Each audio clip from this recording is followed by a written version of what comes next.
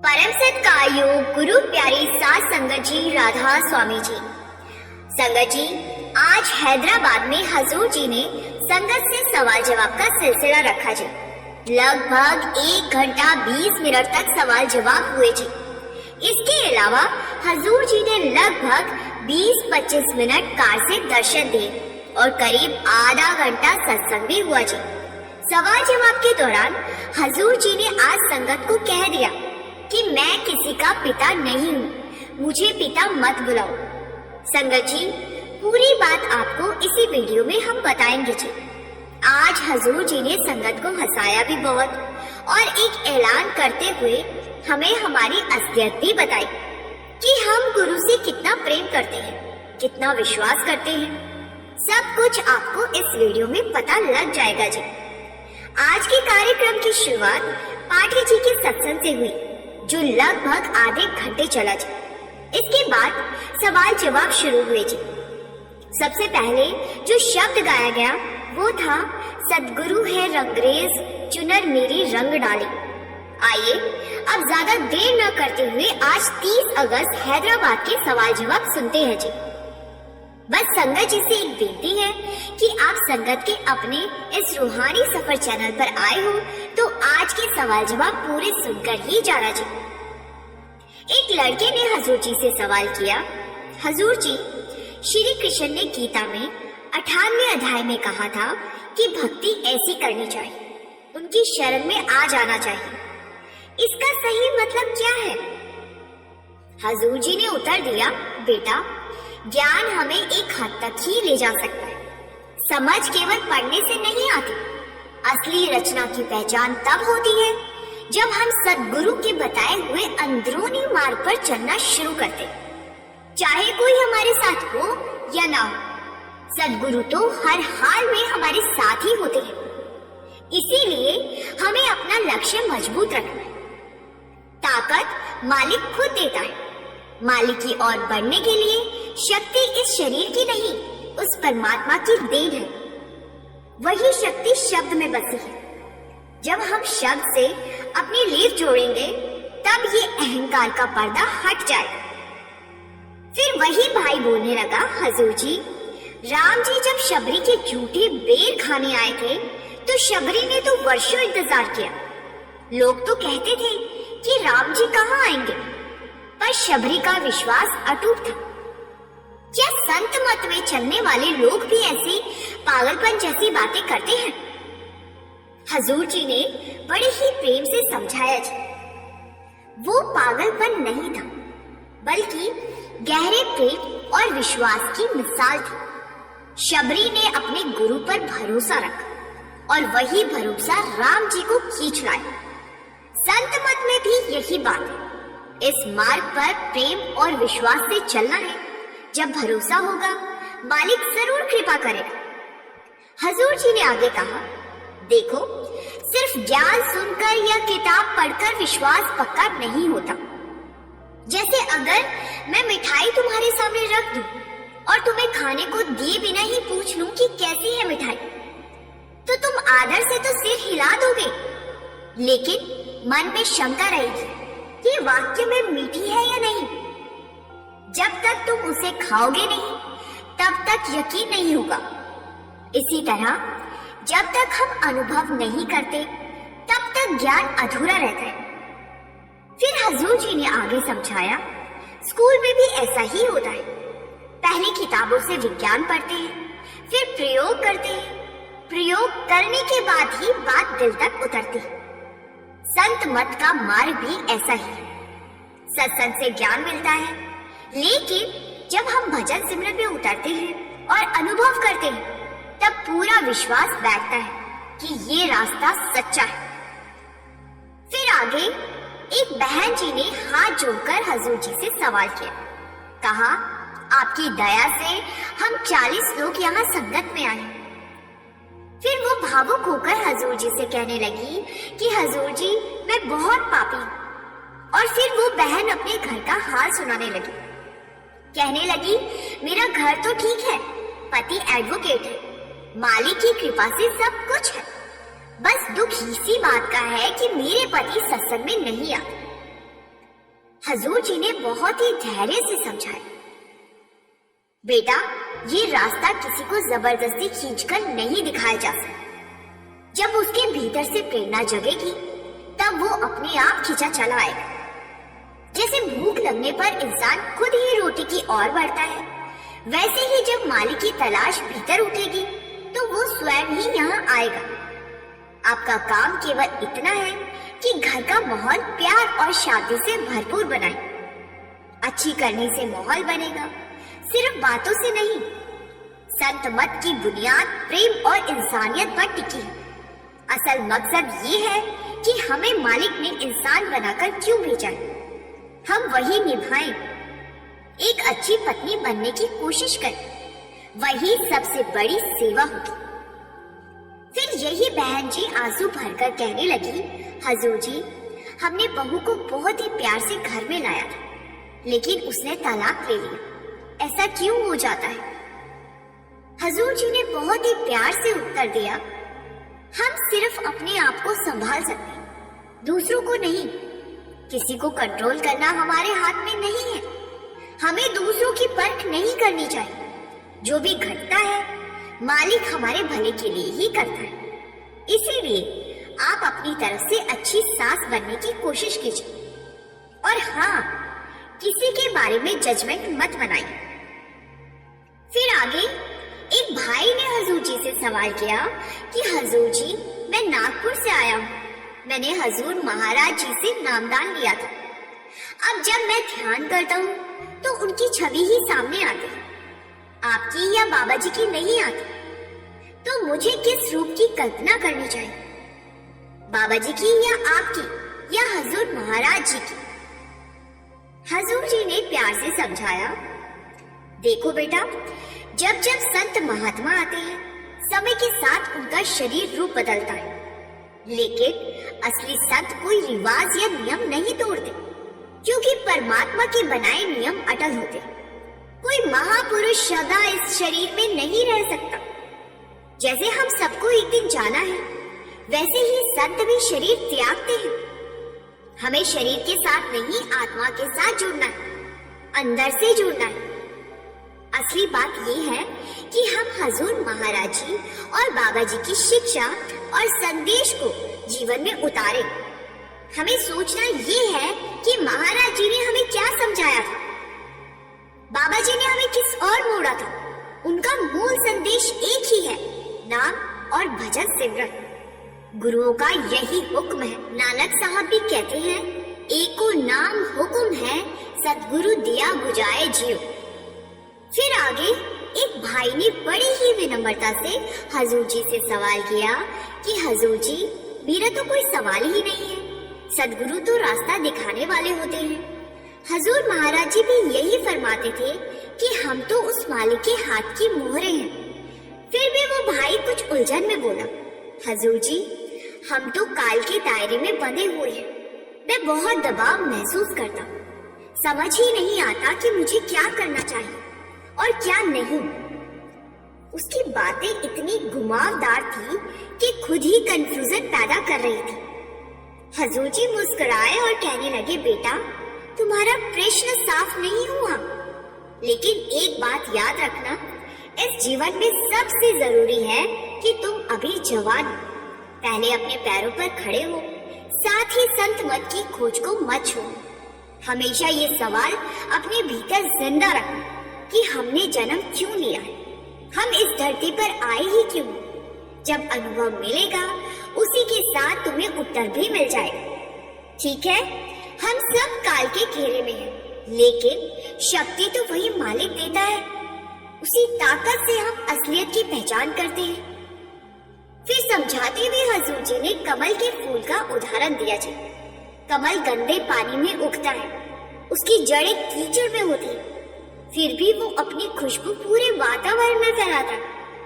इसी तरह हमें अपनी जिम्मेदारियों को निभाते हुए अपने दिल को प्रभु से जोड़े रखना है।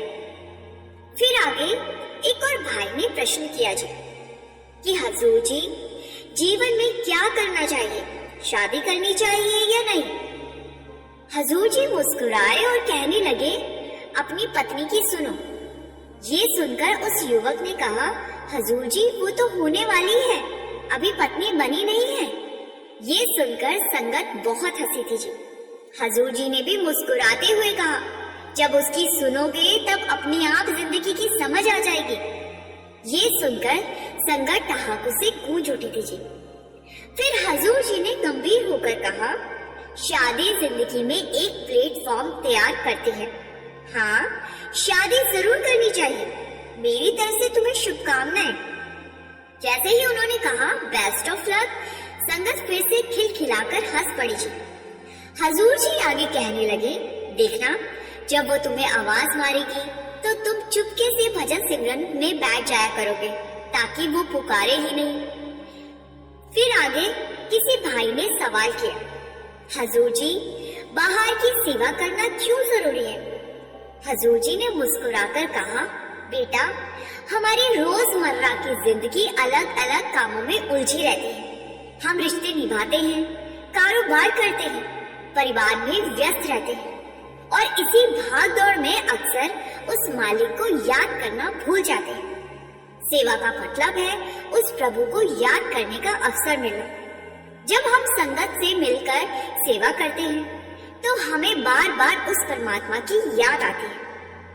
असल में तो हमें अपने अंदर की मैं और मेरा वाली दीवार गिरानी है। सेवा हमें एक दूसरे से जोड़ती है और नम्रता का भाव हमारे भीतर लाती है। याद रखना, मालिक ने हमें सिर्फ ये जन्म दिया है, लेकिन हमने उसके ऊपर अपने अपने अहंकार और स्वार्थ की परतें चढ़ा दी है। हजूर जी ने आगे समझाया कि असली सेवा तो नाम, भजन और सिमरन है। बाहर की सेवा उसका सहारा भर है, एक माहौल बनाती है, बस हमें प्रेरणा देती है। फिर वही भाई फिर से पूछ बैठा, हजूर जी क्या सेवा को गिनती में लाना चाहिए? हजूर जी ने तुरंत कहा, बेटा जो सेवा गिनती में आ गई वो सेवा सेवा नहीं रहती। सेवा का अर्थ ही है निस्वार्थ भाव, चाहे वो घर का काम हो, पढ़ाई का हो, दफ्तर हो या कारोबार का काम हो। अगर उसमें आपकी कोई अपेक्षा नहीं तो वो भी सेवा है। जरूरी नहीं है कि केवल किसी धार्मिक स्थान पर जाकर ही सेवा हो। असली बात यह है कि इंसान अपना जीवन किस दृष्टिकोण से जीता है। फिर आगे एक भाई ने हजूर जी से सवाल किया कि हजूर जी नाम तो मुझे मिला हुआ है, लेकिन मन में एक शंका रह गई।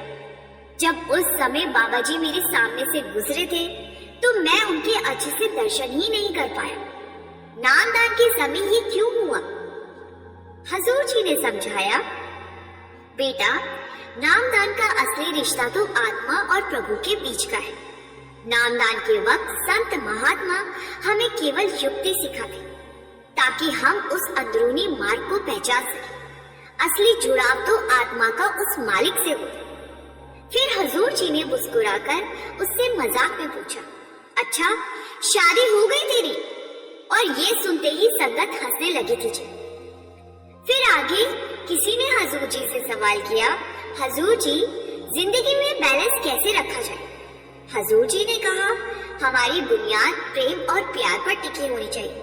जब हम किसी से रिश्ता बनाते हैं तो उसे बहुत निजी और व्यक्तिगत बना लेते हैं। उसी रिश्ते में मोह बढ़ जाता है और जब वह हमारी उम्मीदों पर खरा नहीं उतरता तब हमारे भीतर नकारात्मकता आने लगती है। लेकिन अगर हम सोचें तो हम कितनों से बेहतर स्थिति में हैं। समस्या ये है कि हमने अपना दायरा छोटा कर लिया। हमें दायरा बड़ा करना चाहिए और मालिक का शुक्रिया अदा करना चाहिए, वरना हम खुद ही अपनी जिंदगी को मुश्किल बना लेते। फिर आगे एक भाई ने हजूर जी से सवाल किया कि हजूर जी मुझे अक्सर अकेले रहने का मन करता है, किसी से बात करने का दिल ही नहीं करता, क्या ये विरह है? हजूर जी ने उत्तर दिया, ये विरह है या नहीं इसका विश्लेषण मत करो। देखो जैसे हम अपने बच्चों से प्यार करते हैं उसे हम लफ्जों में नहीं नाप सकते, बस एक अंदाजा ही होता है।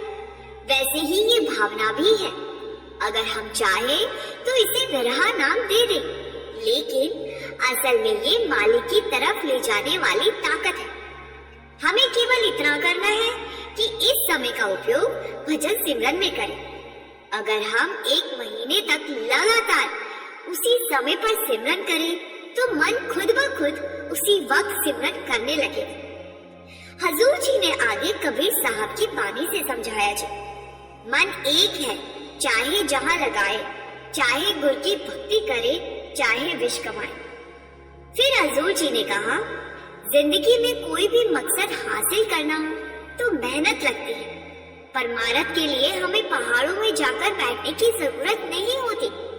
असली साधना तो घर बैठकर ही अनुभव की जा सकती है। फिर आगे एक बीवी ने पूछा, हजूर जी, भवानी जी कहा करते थे कि मन को साधने में समय लगता है और लगातार प्रयास करना पड़ता है। बड़े महाराज जी तो ये भी कहते थे कि अगर भवानी साहब की बात समझ ना आए तो मेरे पास आ जाओ। हजूर जी, अब मैं आपके पास आ गई, आप ही दया कीजिए। हजूर जी ने बड़ी ही विनम्रता से उत्तर दिया, हमारे गुरुओं ने हमें बहुत कुछ पहले ही दिया है। अब हमारी जिम्मेदारी है कि उनका एहसास करें, शुक्र करें और चुपचाप बैठकर उसका अभ्यास करें। फिर एक लड़की ने इंग्लिश में पूछा, हाउ आर यू हजूर जी? हजूर जी ने मुस्कुराकर कहा, fine and how are you? वो बहन बोली, ऑसम। हजूर जी हंसते हुए बोले, यस ऑसम इट इज, और पूरी संगत हंसी से गूंज उठी। फिर आगे उसी बहन ने अंग्रेजी में पूछा, इज मैरिज नेसेसरी हजूर जी? हजूर जी ने जवाब दिया, देखो बेटा, इंसान को सहारे की जरूरत होती है, अकेले जिंदगी काटना आसान नहीं होता। सच तो ये है कि इस दुनिया में कुछ भी बिल्कुल जरूरी नहीं है, लेकिन अगर हमें कोई साथी मिल जाए जिसके साथ हम अपनी बातें बांट सके तो जिंदगी आसान हो जाती है। हाँ, असली मकसद तो अपने आप को मालिक से जोड़ना है। अगर जीवन साथी की सोच भी हमारी जैसी हो जाए तो ये हमारे लिए और भी बड़ी कृपा और सहारा बन जाता है। फिर आगे एक भाई ने हजूर जी से सवाल किया, हजूर जी, भक्ति करनी कैसे है?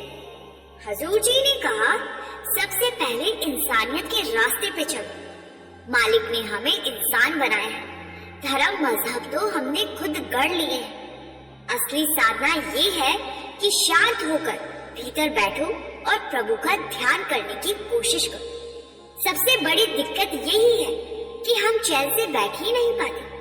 तभी किसी और ने प्रश्न किया, हजूर जी, बहुत लोग नामदान लेने के बाद भी भजन सिमरन नहीं करते, लेकिन फिर भी उनका सद्गुरु पर बहुत विश्वास है, क्या ये सही है हजूर जी? हजूर जी ने समझाया, हाँ, कह सकते हो कि विश्वास है, लेकिन देखो, जब कठिन समय आता है तो अक्सर वही विश्वास डगमगा जाता है। हमारा भरोसा किसी चीज पर टिका है। अक्सर हम सत्संग में सुनी कहानियों या किसी की बातों को सुनकर अपने अनुभव से जोड़ते हैं और मान लेते हैं कि यही विश्वास है। पर असली भरोसा तभी पैदा होगा जब हमारे पास अपना अनुभव होगा। जब तक नाम से भीतर जुड़ाव नहीं होगा, विश्वास अधूरा रहेगा। फिर उसी ने आगे पूछा, हजूर जी, प्रेम कैसे बढ़ाया जाए? हजूर जी ने स्पष्ट कहा, प्रेम बढ़ाने का एक ही रास्ता है, भजन सिमरन। इसके अलावा और सब बातें सिर्फ कहानियां हैं और कहानियां यही रह जाएगी। असली साथी तो केवल भजन सिमरन ही है, वही आत्मा के साथ आगे जाएगा। फिर आगे किसी ने हजूर जी से सवाल किया, हजूर जी, हमें तो दो सद्गुरु मिले, पहले बाबा जी और अब आप, क्या ये कोई विशेष कृपा है? हजूर जी मुस्कुराए और कहने लगे, असल में जो लोग पहले भजन सिमरन में ढीले थे, ये सोचा करते थे कि क्यों ना उनसे दुगना अभ्यास करवाया जाए। अब सवाल ये है, क्या हम सफल हो पाए? मैं और बाबा जी संगत को भजन सिमरन की ओर लगाने में कितना सफल हुए? ये तो आप ही देखो, प्रेम तो दोनों ओर से है। अब जिम्मेदारी तुम्हारी है कि अभ्यास करो। फिर उन अंकल जी ने कहा, जी हजूर जी, मैं कोशिश करूंगा। हजूर जी ने सीधा कहा, नहीं, कोशिश नहीं करनी, बल्कि हर हाल में करना है। अंकल जी ने तुरंत सिर झुकाया। ठीक है हजूर जी, मैं जरूर भजन सिमरन करूंगा। हजूर जी ने साफ और दृढ़ स्वर में कहा, देखो, परमार्थ की तरफ मेहनत करो, अपने स्वार्थ की चिंता मत करो। मालिक स्वयं तुम्हारा स्वार्थ अपने आप देख लेगा। तुम्हें केवल आध्यात्मिक साधना की चिंता करनी। फिर इसके बाद किसी ने हजूर जी से सवाल किया कि हजूर जी, मेरा मन भजन सिमरन में लगता ही नहीं। बाबा जी से नामदान लिया है, पर कृपया मुझे मोटिवेट कीजिए। हजूर जी ने उत्तर दिया, बेटा, कोई भी बाहर से तुम्हें प्रेरित नहीं कर सकता। असली प्रेरणा तो भीतर से आती है। जब हमें भूख लगती है तो हमें कोई कहे या ना कहे, हम खुद ही खाना ढूंढ लेते हैं। जब रिश्तेदारी निभानी होती है तो हम अपने आप ही प्रयास करते हैं। जब पैसों की जरूरत होती है तो नौकरी या व्यापार करके पैसे कमाते हैं। ऐसे ही परमार्थ की प्रेरणा भी भीतर से ही जगेगी। परमार्थ उस गाड़ी के पहिए जैसा है। अगर वो पंचर हो जाए और गाड़ी डगमगाने लगे तो दोबारा खड़ा करना मुश्किल हो जाता है। इसीलिए अभ्यास को कभी रुकने मत दो। फिर आगे एक बहन ने बड़े ही प्यार से हजूर जी से सवाल किया, हजूर जी, आप मेरे लिए पिता समान हैं। जैसे बाप अपने बच्चों पर दया करता है, वैसे ही आप भी मुझ पर कृपा करें। हजूर जी मुस्कुराए और कहने लगे, देखो बहन जी, अभी तो मेरे पिता बनने की उम्र ही नहीं है। मैं तो अभी बहुत यंग हूँ। अगर संबोधन करना ही है तो मुझे भाई कह लो या फिर प्यारे भाई कह लो। अब ये सुनते ही संगत बहुत हंसी जी। फिर वही बहन जी भी हंसते हुए बोली, ठीक है हजूर जी, आप हमारे प्यारे भाई हैं। फिर वही बहन आगे पूछने लगी, हजूर जी, जब हम किसी विचारधारा को फॉलो करते हैं तो हमें कैसे पता चलेगा कि हम सही रास्ते पर हैं? हजूर जी ने समझाया, देखो, केवल विचार या ज्ञान हमें दिशा दिखा सकता है, लेकिन असली संतोष और शांति तभी मिलती है जब हम उस पर चलकर अनुभव करें। केवल ये कहना कि हमारा रास्ता ही सही है और दूसरों का गलत, तो ये ठीक नहीं है। जब तक हम अनुभव से नहीं गुजरते, हमारी स्थिति पक्की नहीं होती। अनुभव ही हमें योग्य बनाता है कि हम उस मार्ग पर स्थिर रह सकें। फिर आगे एक भाई ने मुस्कुराते हुए कहा, हजूर जी, पहला सवाल है। जैसे ही इस भाई ने इतना कहा तो हजूर जी मजाक में बोले, अरे ऐसे बोल रहे हो जैसे कौन बनेगा करोड़पति खेल रहे हो। आपका पहला सवाल ये रहा स्क्रीन पर। इतना सुनते ही संगत बहुत जोर जोर से हंसने लगी थी जी। फिर वो भाई भी हंसने लगा जी। फिर उस भाई ने आगे कहा, हजूर जी, नामदान लेने के बाद हम परमात्मा से असल में कैसे जुड़ सकते हैं? हजूर जी ने जवाब दिया, बेटा, आत्मा को तो सफर करना ही है। नामदान के समय हमें ये विधि समझाई जाती है कि मालिक से अपना नाता कैसे जोड़ना है। कुल मालिक तो हर पल हमारी संभाल करता है। अब ये अभ्यास करना हमारा काम है। फिर वो भाई बोला, हजूर जी, मेरा अगला सवाल है। जैसे ही इस भाई ने ये कहा कि अगला सवाल है, तो हजूर जी और सारी संगत फिर से हंसने लगी थी। फिर हजूर जी ने तुरंत कहा, जो पहला जवाब मैंने दिया था वही इसका भी जवाब है। संगत फिर से जोरों से हंस पड़ी थी। फिर वो लड़का थोड़ा हिचकिचाया और कहने लगा, हजूर जी, मेरे बड़े पापा के बेटे को अभी नामदान नहीं मिला। वो बात पूरी तरह कह नहीं पा रहा था क्योंकि उसको शायद हिंदी ठीक से नहीं आती थी। हजूर जी ने मुस्कुराकर सिर हिला दिया और कहा, ओके।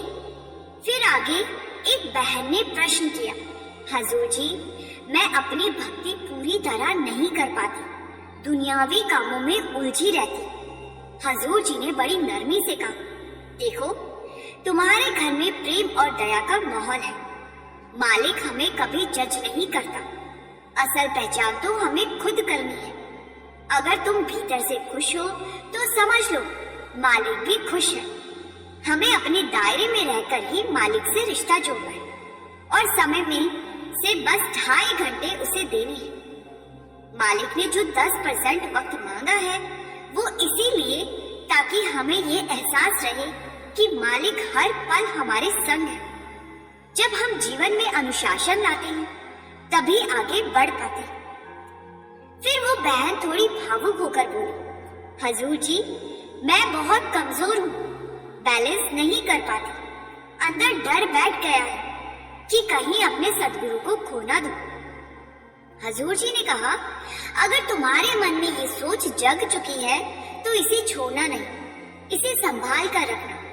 जैसे मैंने अभी बताया था, परमारथ उस गाड़ी के पहिए जैसा है। इस पहिए को डगमगाने नहीं देना। फिर मजाकिया अंदाज में बहन की ओर देखकर हजूर जी ने कहा, अरे तुम्हारे हाथों में तो चूड़ियां हैं, मतलब शादी हुई है। बहन बोली, जी हजूर जी। हजूर जी मुस्कुराकर बोले, तो पति को कंट्रोल करती हो? ये सुनकर पूरी संगत ठहाकों से गूंज उठी थी जी। हजूर जी ने हंसते हंसते कहा, बेस्ट ऑफ लक। तो संगत जी, ये थे वो सवाल जवाब जो आज हैदराबाद में सुबह के टाइम हजूर जी और संगत के बीच हुए थे जी। आज बाबा जी मौजूद नहीं थे जी, क्योंकि बाबा जी फिलहाल सिंगापुर में है जी और जल्दी ही वहाँ भी सवाल जवाब और दर्शन प्रोग्राम होगा जी। संगत जी, अब जाते जाते आपसे विनती है जी कि कमेंट में राधा स्वामी जरूर लिखिए जी और संगत के अपने इस चैनल को सब्सक्राइब करना मत भूलिए जी। गुरु प्यारी सास संगत जी, राधा स्वामी जी।